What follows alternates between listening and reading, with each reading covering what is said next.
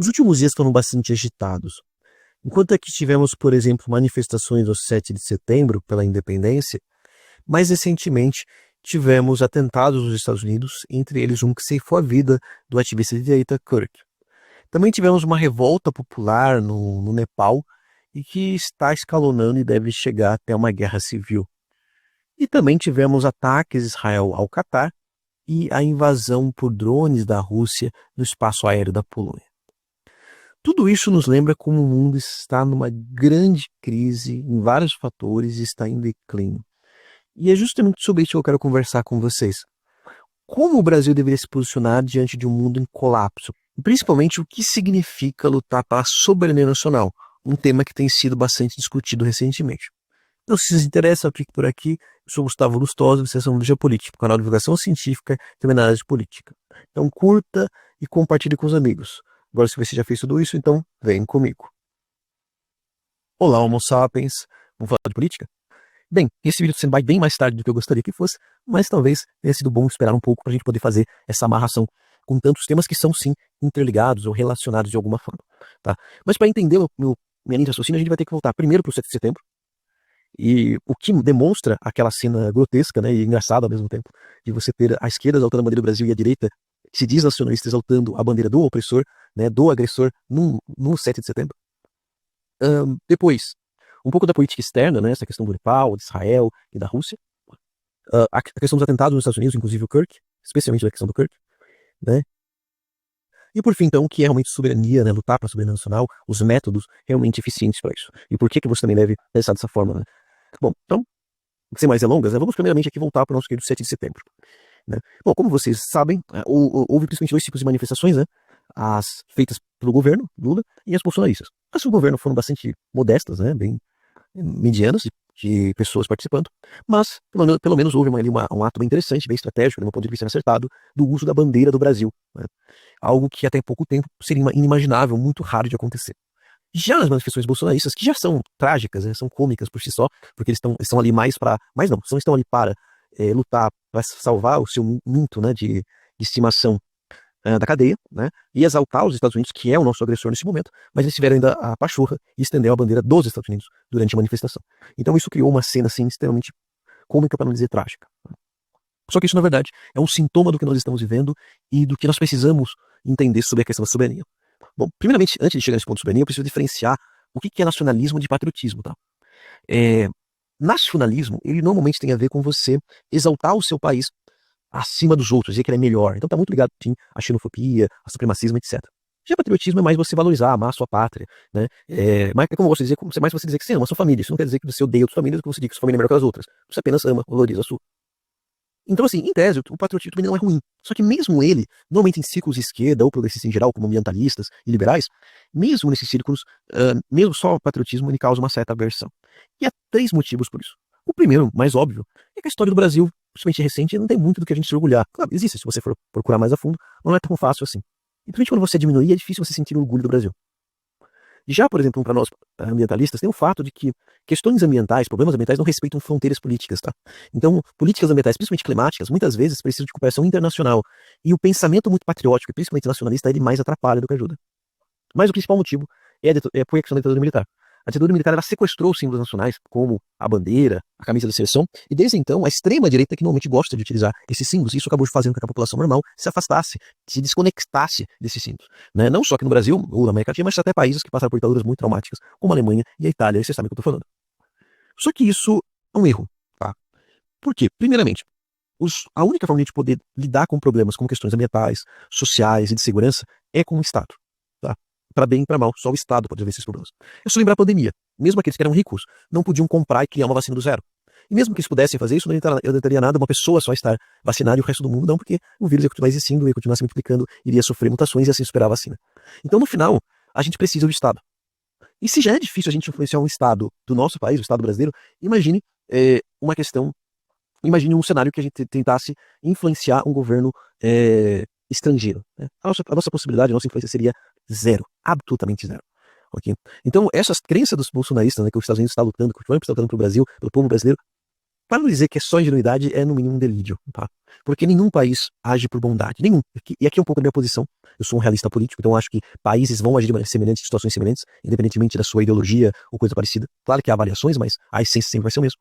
Que é, os países vão lutar, os governantes de um país vão lutar pelos interesses do seu país. Eles vão pensar de maneira altruísta em outros países. Por exemplo, mesmo nos casos que aparentemente são uma exceção a isso, a Alemanha Ocidental, o Japão e a Coreia do Sul, que tiveram um investimento massivo dos Estados Unidos para se desenvolverem, isso não foi um caso de bondade. Os Estados Unidos fez isso para usá-los como uma espécie de vitrine e escudo ali ao avanço do comunismo. Tá? Tanto que os Estados Unidos não fez isso em outras invasões mais recentes, como por exemplo o Afeganistão, o Iraque, a Líbia, etc. Todos esses países estão muito piores do que estavam antes da invasão americana. Tá?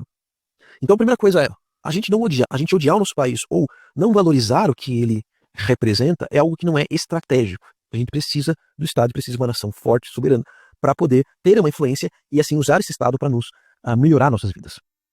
Outra coisa que é importante, né, é que querendo ou não, o nosso Estado, os nossos símbolos influenciam, né, e definem aquilo em parte do que somos.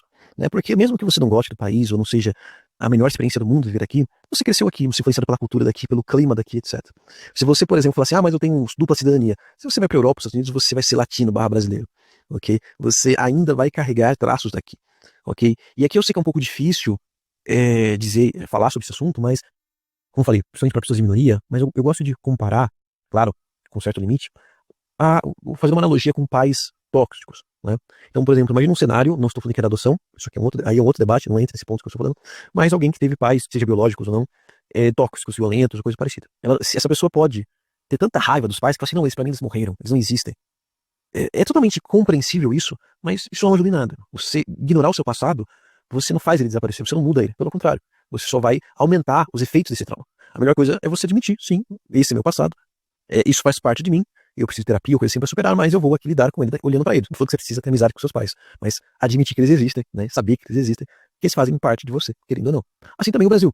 E aqui eu sei que existe muito essa questão, por exemplo, principalmente hoje em dia, uma parte da esquerda, de, por exemplo, tentar negar, né, as raízes nossas. Por exemplo, você tem uma parcela do movimento negro que gosta de falar, não, eu não sou brasileiro, eu sou africano, né? Eu acho que é uma parte pequena, mas infelizmente isso é falso, né? Nós temos sim muita influência africana, claro, mas também temos influência indígena, também temos influência europeia, também temos para algumas pessoas influência árabe, japonesa, etc. Então assim, negar isso ou exaltar só um lado é apagar parte de quem nós somos. E assim você nunca vai conseguir se compreender e nem compreender o que é o Brasil. Tá? Então por isso nós temos que abraçar sim os símbolos nacionais, não como exaltação chauvinista, de que tudo é perfeito e maravilhoso, que os nacionalistas fazem, mas de maneira crítica, de que isso aqui é o símbolo que nos representa, que conta a nossa história, que define aqui o que nós somos em grande parte, mesmo com seus problemas, mesmo com muitas questões, é isso aqui que nós somos, nós temos que aceitar isso, nós temos que entender e saber lidar com esse fato de que somos brasileiros, para bem e para mal. Tá? Então, tem esses dois pontos que eu quero deixar claro. Primeiro, então, é que a gente precisa ter controle sobre o nosso país, para melhorar a nossa vida. Esperar que alguém de fora fazer isso é um sonho que nunca vai se realizar. E também temos que fazer as pazes com o nosso passado para poder entender quem nós somos e poder ter um futuro melhor. Bom, sobre os conflitos, né, militares, políticos que eu citei no começo do vídeo, né, Nepal, Polônia e Rússia, Israel e Catar, também esqueci de falar dos ataques, né, da pressão dos Estados Unidos contra a Venezuela. Eu iria comentar em detalhes, mas como o vídeo já está ficando muito longo, eu acho melhor deixar para um próximo vídeo, caso vocês queiram. Então, se você quiser que eu comente com detalhes sobre esses conflitos, deixe aqui nos comentários. Inclusive, se você já chegou até aqui, não esqueça de curtir, se inscrever, compartilhar, porque isso é um trabalho voluntário, de graça, e a única forma de, então, de meu trabalho chegar nas pessoas é com vocês mostrando para o YouTube, aqui para o algoritmo, que vocês estão gostando, ok? Porém, todos esses eventos, eles têm uma raiz, né? Eles fazem parte de um fenômeno maior. Por que tudo está conectado, né? Porque tudo isso faz parte da grande crise climática, econômica e política mundial que vivemos. E todas as três coisas estão conectadas. A crise climática tem a ver com as tais mudanças climáticas ou aquecimento global. O que isso quer dizer, né, falando de maneira bem resumida? Graças ao ser humano estar jogando mais gás de efeito de estufa na atmosfera, isso está aumentando a temperatura média. Só que veja bem, temperatura média, muitas vezes as pessoas falam, mas eu sou 1 grau, 2 graus. O que é temperatura média? Imagine que na sua cidade antes, você tinha... Então imagine uma sua cidade, vamos imaginar que uma cidade hipotética que só tenha inverno e verão, tá? Mas que no verão ela faça 30 graus Celsius e no inverno 10 graus. A temperatura média seria, então, anual, 20 graus Celsius, ok? Agora, imagine que pelas mudanças climáticas, a sua cidade começa a fazer 40 graus no verão, menos 2 no inverno. Temperatura média por ser 19. Ou seja, só pegando a temperatura média, mudou 1 grau. Só que veja a diferença gigantesca. Antes você tinha um verão de 30 graus, que é um verão forte, mas um inverno tranquilo de 10 graus. Né? Pra quem é do Nordeste vai ser tranquilo, né? Mas para a maioria das pessoas 10 graus é suportável. Agora, mudou para 40 graus no verão, que é um valor insuportável, um valor que faz a maioria das pessoas passar mal. e para -2 no inverno, que é um período, que é um grau horrível para a grande maioria das pessoas. É um inverno de congelar. Percebe como isso quer dizer? Então, mudanças climáticas, elas levam também a um aumento da temperatura média, mas leva a uma mudança radical no clima local e temporal. Então vai ter períodos, vai ter locais em que as chuvas vão dar, ou que vai ficar mais seco, ou vai ficar ter mais chuvas mais violentas, ou vai ter invernos mais rigorosos e assim por diante. Isso tem impactos econômicos, isso tem impactos sociais, isso tem impactos na saúde, por exemplo, aumento de pandemias, de doenças respiratórias e assim por diante. Isso gera problemas, então, econômicos e sociais.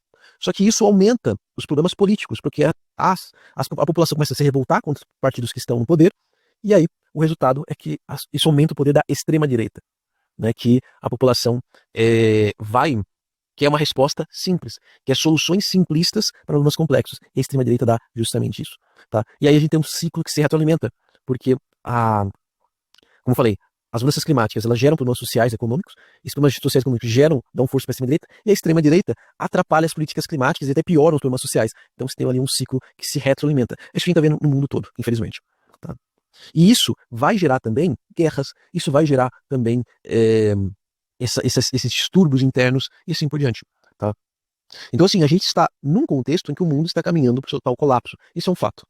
Bem, agora eu queria falar sobre os atentados nos Estados Unidos. Apesar que atentado nos Estados Unidos, tiroteio, coisa parecida, já é algo, infelizmente, relativamente comum, né?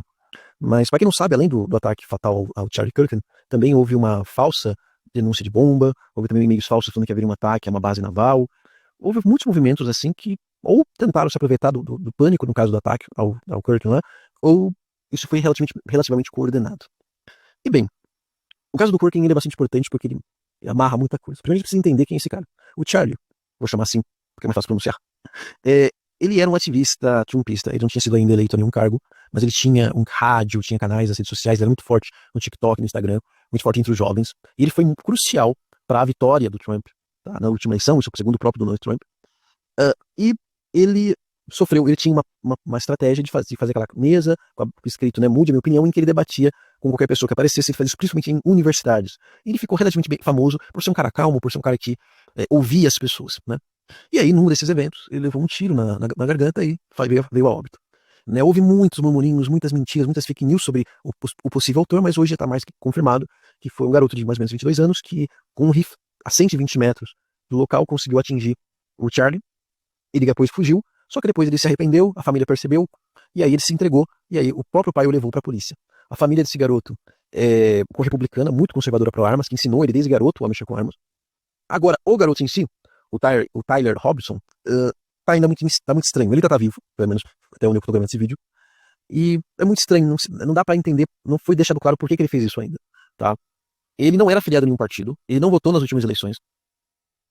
E bem, sobre o autor, né, desse crime, o Tyler Robinson, ainda não está claro qual foi a motivação dele. Não está claro nem se ele tinha alguma ideologia ali bem estabelecida. Por quê? Ele não era filiado de um partido, ele não votou nas últimas eleições. Tem inclusive um print aí sendo espalhado na internet falando que ele fez uma doação para a campanha do Trump, mas segundo o governador de Utah, onde aconteceu o crime, essa pessoa que fez a doação tem o mesmo nome que ele, mas não é ele. Tá? Isso pode eventualmente acontecer. Então não dá para usar isso como argumento. E segundo a família, nos últimos anos ele mudou, ele estava com uma espécie de discurso de ódio, ele estava muito odioso, ele estava dizendo também que não gostava do Kirk, do Charlie. Então assim, pode ser que esse Tyler, ele era de uma família conservadora e nos últimos anos se tornou de extrema esquerda? Pode ser. Lembrando que esse garoto, ele não... E aqui eu tô falando garoto de qualidade, tá? Não tô aqui passando um pano pra ele não, tá? Daqui a pouco eu falo a minha opinião sobre o tema em si, sobre o evento em si. Mas assim, ele não era universitário, tá? Quer dizer, ele chegou a fazer parte da universidade, inclusive era um ótimo aluno, mas ele desistiu e resolveu fazer um técnico, tá? Então só pra dizer, só pra ninguém ouvir a gente falar, isso aí é prova da doutrinação das universidades. Não foi. Tá? Não nesse caso, pelo menos. E pode ser, então, que são de extrema esquerda? Pode ser. Quais são as evidências dessa tal de extrema esquerda? É que encontraram nas armas vários textos, nas munições, ali nos cartuchos, como, por exemplo, ei, tome aí, fascista, também uma parte da música Bella Ciao, né, que é uma música comunista italiana, e também uma frase de Schiller, sabe, de zoeiro, de meme, do tipo, se você está vendo isso, você é... Enfim, estranho. E também alguns sinais, algumas setas, que agora parece que são sequências de alguns jogos, sabe, famosos. Então também surgiu uma teoria de que esse rapaz pode ser, na verdade, membro de um grupo, um participante de grupos de Groypers, que são uma extrema-direita, mas que ela se comunica muito usando memes de internet, e tem como símbolo aquele sapo, sabe? Então, esse grupo ele é muito antissemita e não gostava do Kirk, do Charlie, porque o Charlie ele era pró-Israel. Então, assim, ainda, enquanto estou gravando esse vídeo, não dá para saber se esse garoto, se o autor do crime, era de esquerda, direita, para cima, para baixo, ele tem algum surto, não está claro, tá? Não estou fazendo nenhuma afirmação, estou dizendo que existe uma possibilidade dele ser, sim, de extrema esquerda, existe outra possibilidade dele ser de extrema direita, só que uma linha mais ainda radical do que o Charlie, tá? Ou até, sei lá, ele quis fazer isso para transformar o Kirk num mártir, tá? E isso que está, inclusive, acontecendo. E aqui está o grande ponto. A direita está espalhando a mentira. O Charlie Kirk, ele era um cara super moderado, legal, um bom pai, etc. E foi atacado por causa disso, que então não vale a pena ser moderado. A esquerda você não conversa, você tem que ir lá, tem que bater e tal. Esse discurso está sendo repetido no mundo todo, mas principalmente nos Estados Unidos. Inclusive se fala muito. Esse tipo de evento está cozinhando uma possível guerra civil nos Estados Unidos. Isso é um assunto levado a sério dentro dos Estados Unidos. Tem até filmes sobre isso, tem debate sobre isso. Tá? Então, assim, isso é muito sério. E aí o grande ponto. O Charlie Kirk não era nada disso. E aqui eu quero deixar bem claro, agora aqui minha opinião, minha posição. Eu sou completamente contra a violência política. Sou completamente contra você usar de violência contra alguém que pensa diferente de você, por pior que essa pessoa seja. Tá? A única violência, entre aspas, é a violência legal. É você usar o processo, prisão e assim por diante. Fora isso, você faz justiça com as suas próprias mãos, eu sou contra. Então, o que foi feito com o Charlie Kirk é um crime hediondo que deve ser punido. Ponto. Não vou louvar isso, não vou exaltar, não vou passar pano. Por pior que tenha sido o Charlie Kirk, ele não deveria ter sofrido isso. Ponto. Ok? Entretanto, isso não justifica também você se transformar o Charlie Kirk num herói, num mártir. E aqui eu fiz um texto específico sobre isso. O Charlie Kirk, ele era um cara extremamente reacionário. Pra vocês terem ideia, pra mim o Bolsonaro, por isso que eu fui estudar sobre esse cara, o Bolsonaro pra mim pareceu ponderado parte dele. Não tô zoando. Primeiro, ele era contra o Estado laico, ele dizia que isso não existia, que a religião tinha que voltar a controlar a sociedade americana, né? É o tal nacionalismo cristão. Ele era contra os direitos iguais para as pessoas negras, para as pessoas trans, homossexuais, ele era negacionista do Covid e das mudanças climáticas. E assim, ele era extremamente racista. E assim, eu não gosto de usar esses termos à toa, mas isso é um fato. Ele tinha a tese, por exemplo, de que a escravidão não era tão ruim assim, de que todos os problemas que os negros têm hoje é um problema cultural, é culpa deles. E um dos argumentos dele foi esse, né, de que negros estavam melhores sobre a escravidão, e antes de 1940, porque eles cometiam menos crimes. E outra coisa, ele é extremamente contra os movimentos sociais dos anos 60, por exemplo, cabeçados pelo Martin Luther King, porque para eles foi um erro, isso destruiu o país, isso suplantou a Constituição. E claro, ele era pró-armas, contra aborto, etc. Posições normais. E além disso, ele também promovia pessoas ainda mais radicais. Por exemplo, tinha um pastor que era um grande aliado dele, o Doug Wilson, que defende abertamente criminalizar a homossexualidade e quer acabar com o direito do voto para as mulheres, o voto das mulheres. Não estou zoando. Então a gente está falando de um cara literalmente fascista. Ponto. Não, aqui não é, Gustavo, você está demonista, você está desumanizando. Não, ele era fascista. Ele era reacionário, ele era racista, ele era machista, ele era homofóbico, ele era transfóbico, ele era tudo isso. Assumidamente. Tá? Então, assim, isso não tem desculpa. Então, ele não era um cara moderado. Ele não era. Ele não era um cara apenas que queria conversar com pessoas. Tá? Não. Ele tinha um pensamento de um monstro. Novamente, isso justifica o que foi feito a ele? Não, nunca. Vou repetir isso. Tá? Então, assim, se vocês virem por aí essa exaltação de que o Kirk era um cara bom, um bom moço, um bom pai, rejeite e mostre a verdade o mais rápido possível. Porque a extrema direita está usando esse caso para radicalizar, para se tornar mais extremista e mais violenta ainda. E é uma grande mentira, ok? Tá, assim, então, isso precisa ser deixado bem claro. Mas, né, é mais um dos casos que mostra um perigo real dos Estados Unidos a entrar numa total guerra civil, tá? Entre trumpistas e pessoas normais, digamos assim. E sim, isso é muito real. Tá? Lá é tão dividido, até mais, os trumpistas são mais populosos, mais poderosos do que os bolsonaristas aqui.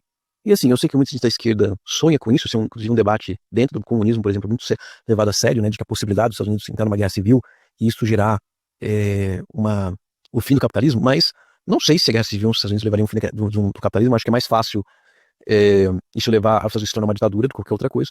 Eu acredito que o capitalismo vai acabar, ou vai acabar com a gente antes, vamos ver, né? Mas isso vai acontecer até por fatores tecnológicos, tá? Mas isso é um outro debate. Mas existe um risco real, né, de que se tiver uma polarização tão grande nos Estados Unidos, que isso seja copiado para cá. E a gente sabe que a nossa direita adora copiar as coisas da direita norte-americana. Tá? Então isso aqui é uma coisa muito grave, muito perigosa. Então o que o Brasil deve fazer dentro desse contexto? Né? Lutar pela tal soberania nacional de fato. O que é soberania nacional? Esse é um assunto bastante complexo, mas eu vou aqui buscar falar o que é mais aceito, pelo que eu vi, e o que eu acho que é mais pragmático, ok? Então você pode discordar, você pode ter ouvido falar de soberania nacional com outro significado, muito provavelmente, tá? Mas eu vou explicar então o que eu quero dizer com isso. Então, primeira coisa, existem dois tipos de soberania: soberania interna e soberania internacional ou externa. Soberania interna é quando os altos cargos, as altas autoridades de um Estado oficial dão a última palavra e conseguem impor sua vontade. Então não preciso dizer que no Brasil a gente não tem uma soberania interna plena, né? A gente tem, por exemplo, regiões controladas pelas facções, pelas milícias, então que o Estado não consegue impor a sua vontade, impor o seu poder de fato, ok? Já, já a soberania internacional, ela tem a ver, no primeiro nível, do reconhecimento da independência, né? E a segunda coisa é de você ter a capacidade, de o Estado ter a capacidade de negociar, mas também de dizer não aos outros países, ok? E aqui que vem um grande ponto.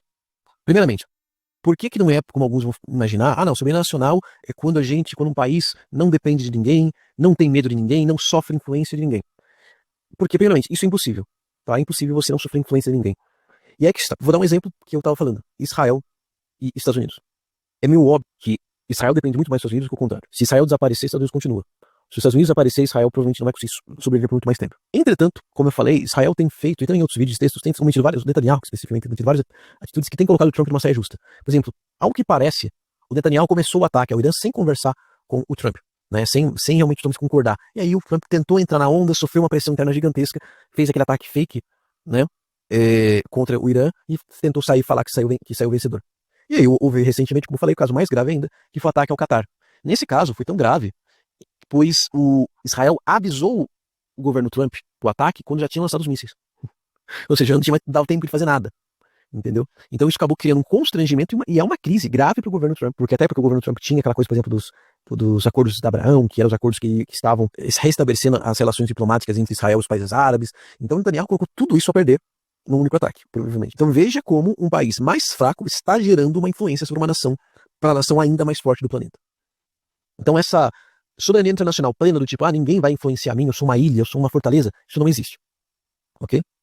Mas agora, então, o que seria soberania internacional do ponto de vista realista? A capacidade de dizer não, a capacidade de você conseguir ali negociar ou se impor frente a influências de outras nações. E aí, nesse sentido, você precisa, né, você fala, o país precisa para isso, ser pelo menos a potência regional. E, por exemplo, vamos analisar o Brasil. O Brasil tem essa soberania externa, internacional, plena? Não. Tá? Por exemplo, o Trump quis, né, primeiro teve todo aquele medo das tarifas. Né? E estava tudo muito claro que o Brasil, mesmo que as tarifas iriam mais prejudicar o povo americano do que o próprio Brasil, mas o Brasil não tem muito poder para se impor, para responder aos Estados Unidos. A verdade é essa. E é um país que ainda tem muita influência e dependência dos Estados Unidos. E é claro que as tarifas são as coisas mais fracas que o Trump pode fazer contra o Brasil. A verdade é essa. Só que não é só os Estados Unidos. Por exemplo, o Brasil é muito dependente dos fertilizantes da Rússia e do Irã. Inclusive, essa inclinação do Brasil, do governo brasileiro, a Rússia e o Irã não é só ideológica. Tem uma parte ideológica assim hoje em dia, mas é principalmente uma questão estratégica. Né? Não à toa, o Bolsonaro, com todo aquele discurso maluco dele, não fez nada contra a China e durante a sua estadia, ele foi visitar o Putin, ele elogiou o Putin e xingou o Zelensky. Tá? Ele ficou do lado do Putin. Ele chegou a ser mais pró-Putin do que o próprio Lula. Pouca gente fala isso, mas é realidade, vocês precisaram. Tá? Então, por quê? Porque o Brasil depende, o agro depende, e o agro manda no Brasil, depende da Rússia e até em parte do Irã, só pra vocês terem noção. É só um exemplo de como o Brasil não tem soberania internacional plena, ou soberania nacional, de maneira mais prática, de maneira plena. Então o que a gente precisa realmente para ter uma soberania nacional? A gente precisa fazer reformas para que nós nos tornemos uma potência de fato regional. Porque nós temos potencial para isso, mas nós não somos. Né? Hoje a Argentina, a Colômbia, até mesmo o Chile agem sem consultar o Brasil, sem nenhum respeito. O Brasil muitas vezes vê o Brasil como um rival, e não como um aliado, não como um líder. Ok? Então vamos lá. O que o Brasil precisa fazer? Precisa sim fazer políticas econômicas, ter uma indústria nacional forte, mas uma indústria atualizada, com inteligência artificial, energias renováveis, etc. Precisa ter algumas questões desenvolvidas estratégicas, como chips. Também precisa ter as forças armadas bem desenvolvidas, né? Que a gente não tem, para poder se proteger em último caso de uma invasão, coisa assim. Precisa combater corretamente, eficientemente o crime organizado, tanto facções, milícias, etc. Porque acontece no Brasil é algo assim inadmissível. Não é simplesmente sair dando tiro, não é só isso, né? Mas sim, precisa ser feita uma coisa diferente. Precisa melhorar a educação, por que pareça, porque, primeiro, não dá para você ter uma indústria nacional, uma indústria forte, sem ter o povo educado. Não é só ler e escrever, né? Precisa saber programação, sabe? Precisa ali saber trabalhar em equipe, etc, etc, etc. Então, né? Precisa ter químico, precisa ter engenheiro, precisa ter físico, tá? Então precisa ter bastante coisa para a gente poder realmente ter um desenvolvimento nesse sentido. E, é claro, a gente poder ter, de fato, uma sociedade democrática, desenvolvida e justa. Ok? Gustavo, e a bomba atômica? Bom, Assim, só para um vídeo não ficar muito longo, não adianta muito você ter uma bomba atômica se você não fazer o serviço de casa, a base. Por exemplo, olha o Paquistão. O Paquistão tem bombas atômicas, mas é um país que está à beira do colapso o tempo todo. Só não teve colapso porque tanto os Estados Unidos quanto a China trabalham ativamente para manter o país em pé, tá? Porque senão aquele país já estaria, e é um país extremamente pobre, destruído, dividido, tá? E assim, por exemplo, o Paquistão foi atacado pelo Irã, tá? Que não tem bomba atômica. É ameaçado todo dia de ser atacado por Israel. Então não adianta nada você ter bombas atômicas se você não tiver essa base. Até porque bomba atômica, para ser eficiente, você precisa ter uma grande força aérea, lançadores de mísseis, tá? Você precisa de uma força aérea para se proteger de ataques aéreos, ter lançadores de mísseis de qualidade, para lançar e ter uma grande quantidade de mísseis. Porque, por exemplo, vamos pensar no Irã. Por que o Irã não fica uma bomba atômica até hoje? Porque o Israel e os Estados Unidos não deixam também, mas se eles quisessem, eles teriam feito. Por quê? Porque se o Irã fizer uma bomba atômica, primeiro tem uma grande chance, obviamente, dos Estados Unidos e Israel descobrirem e fazer uma invasão por terra ou jogarem bombas atômicas no Irã, antes deles acabarem o processo completamente. Esse é o maior risco. O segundo risco é de Israel, é do Irã fazer essa bomba atômica. Quando tiver uma, duas, três prontas, Israel e Irã ataquem. Desculpa, Estados Unidos e Israel ataquem. Aí o Irã vai lançar, sei lá, seus 10 mísseis. Aí vem os aviões, os caças americanos e israelenses explodem todos os mísseis nucleares em cima do Irã. Fora que o Irã sequer tem alcance para acertar, tem mísseis que alcancem os Estados Unidos. Tá? Então, só um exemplo de como que, muito provavelmente, o Irã de fato nem sequer quer realmente ter uma bomba atômica, porque ele sabe que não vai ter condições para usar isso de fato. Ok? Tanto que, inclusive, já está conversando de novo com a agência nuclear.